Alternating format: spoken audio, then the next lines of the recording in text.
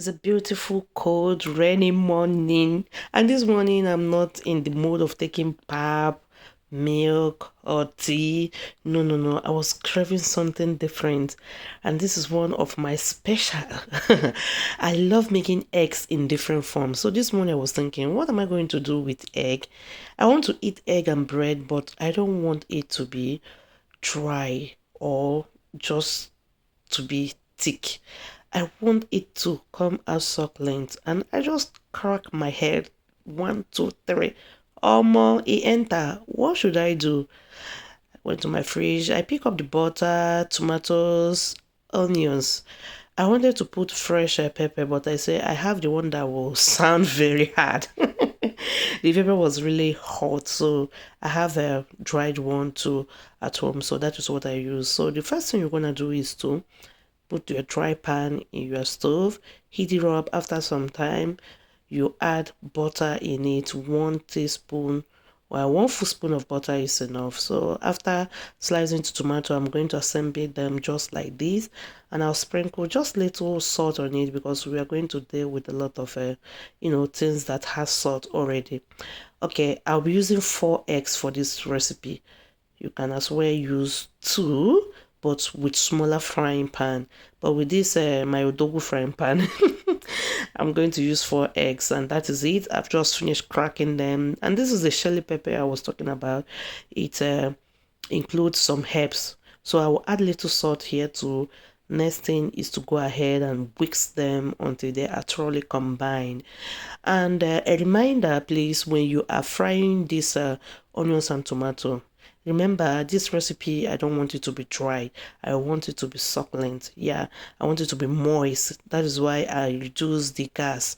And I'm frying it. I'm not really frying it, I'm just steaming it there.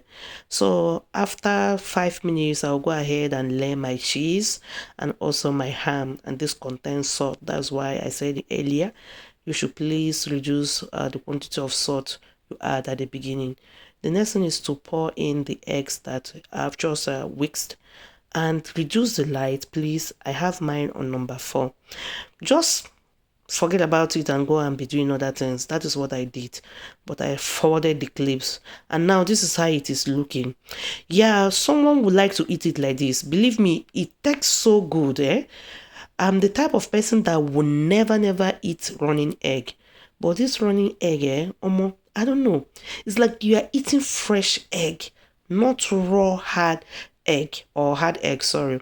So at this point, I have reduced my gas to number 1 because I don't want to cook them anymore. I'm using bread.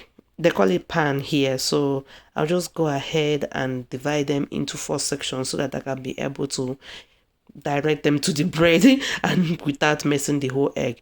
So this is the bread. Just open it. Use any type of bread you like. You can also use our normal bimbo bread to eat this, but I'm using this dry bread. So by the time I finish assembling all these eggs, cheese and ham, tomato, onions inside this bread, you are going to see how succulent it will be.